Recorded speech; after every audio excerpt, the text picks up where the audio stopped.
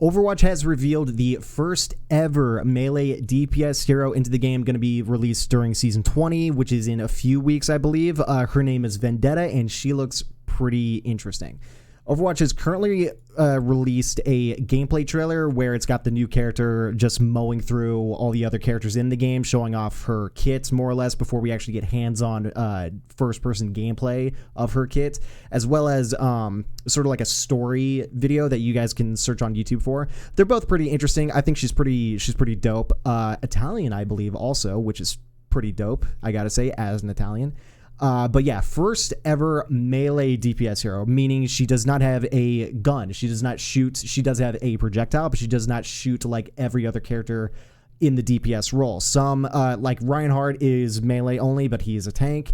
And she's also got movement abilities that give her almost like a Doomfist sort of feel. And she's more or less, I've seen from the current article that I'm looking at right now, as well as some comments in the videos, that she's kind of like a combination of the two, Doomfist, Reinhardt in a way.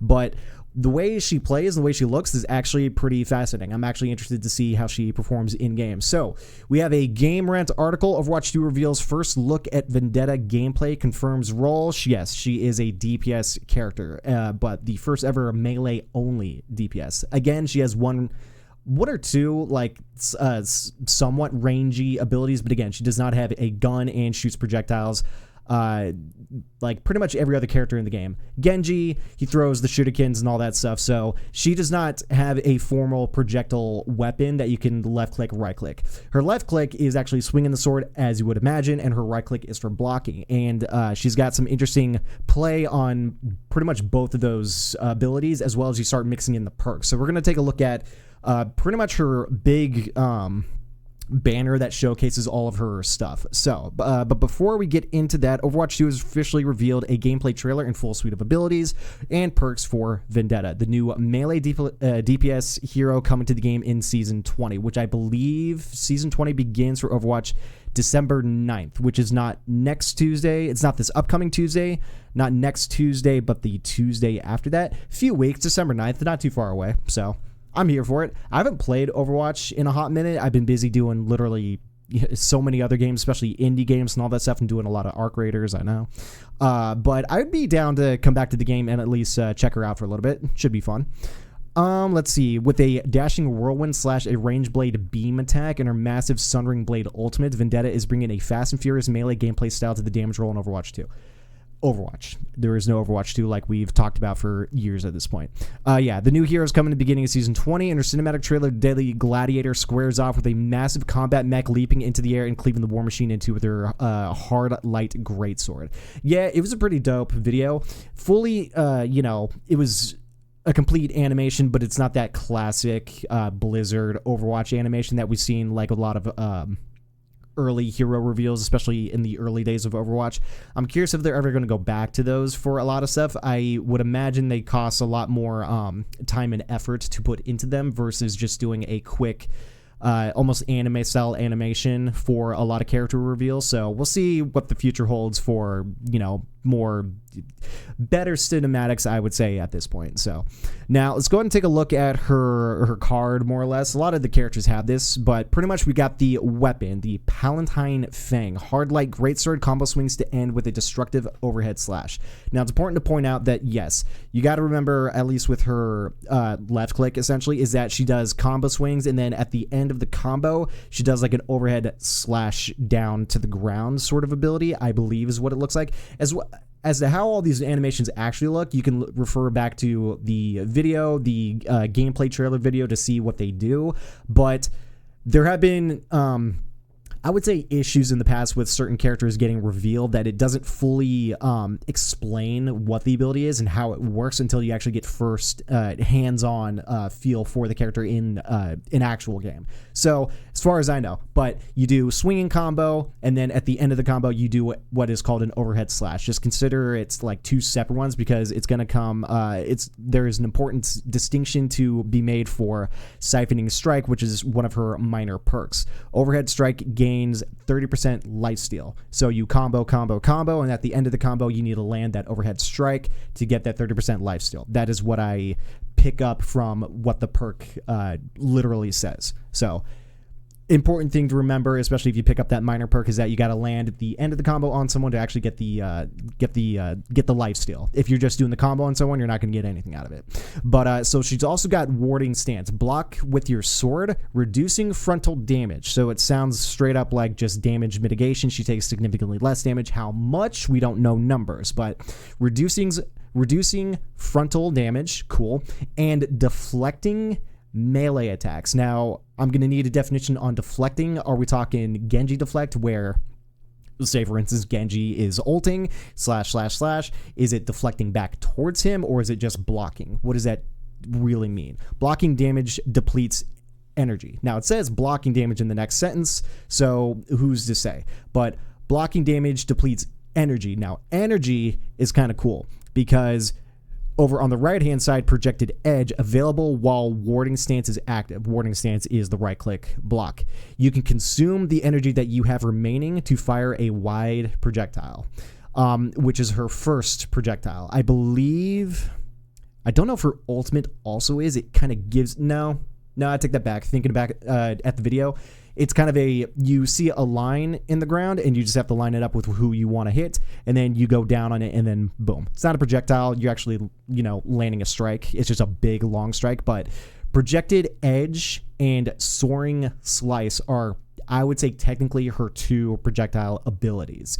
They're very tied into her melee kit, but nonetheless, they are technically projectile-ish. I don't know if you can actually, speaking of Genji, deflect soaring slice, because you throw the sword essentially. We'll take a look at that right there. Hurl your sword in any direction that you are facing and then fly to it. Huge mobility ability, and that'll be fun to use, especially if you combo it with the next one, Whirlwind Dash. Rush forward in a circular slash. You essentially go forward and you do a spin to win. I think it's just one slash, but there is another perk.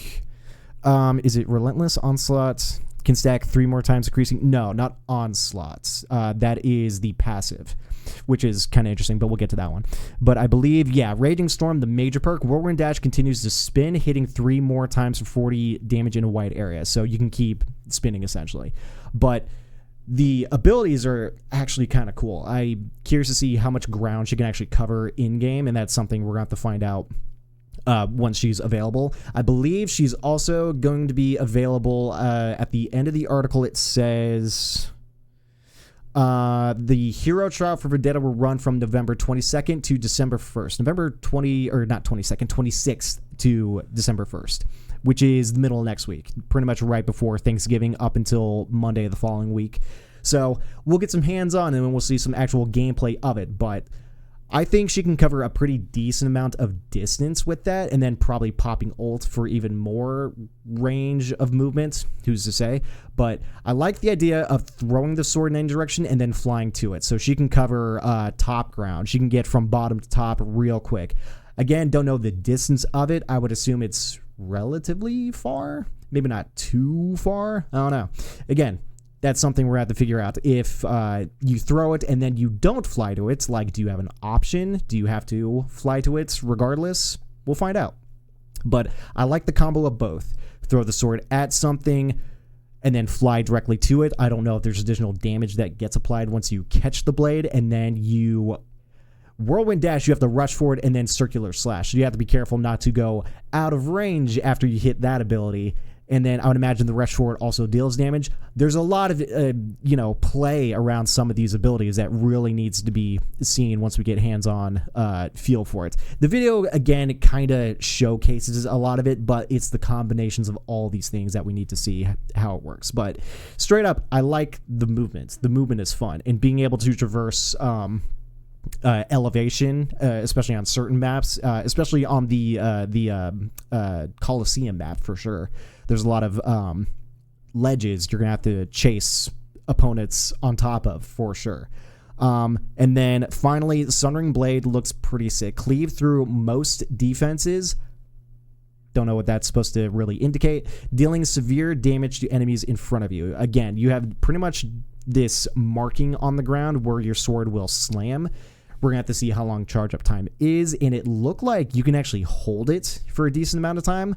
Like, I would imagine if you got a Zarya Grav off and you just have a few caught in it, you're up in the air, you hold, at least in the video, you hold it to increase damage from it, almost like Orisa's ultimate, where you hold it down and the percentage just climbs.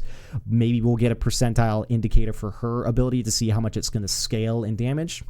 Remains to be seen, but you're pretty much up in the air, you see where it's going to land, you charge it, and then you slam. That's at least the way it looked. So that sounds like fun. I'm curious how much damage that is actually going to do.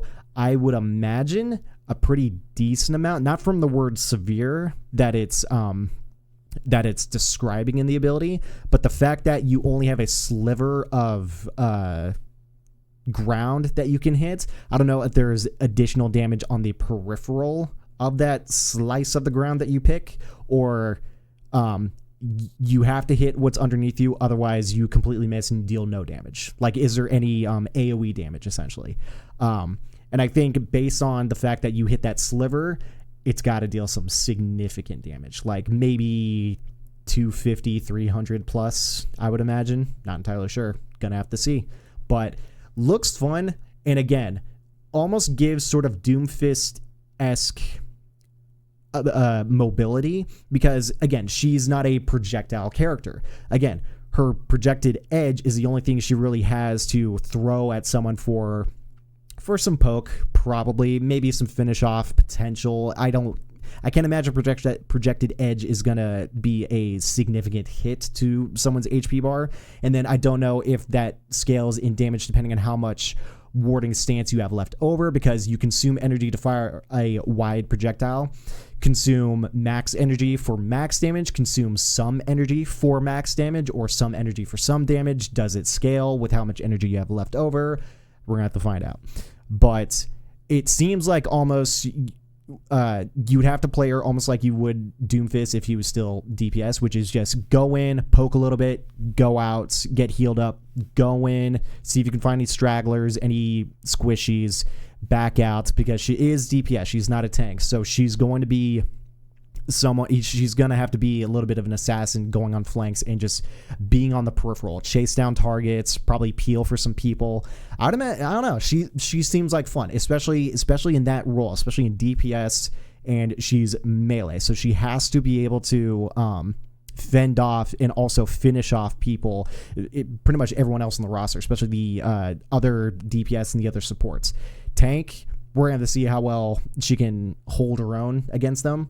Can't imagine it would be too difficult, and we don't know, because she is DPS, but that doesn't mean she has like 200 HP. She could have 250. She could have 300. Who's to say?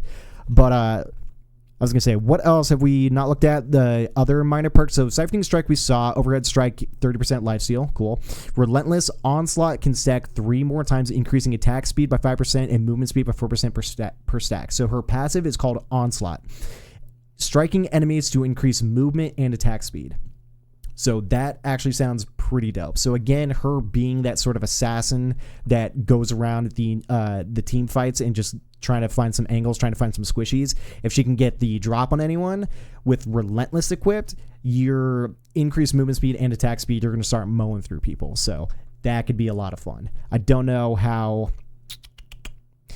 I don't want to say that's busted from the get-go, but it could be relatively strong, especially with people trying to figure out how to play her and play around her. We're just going to have to find out.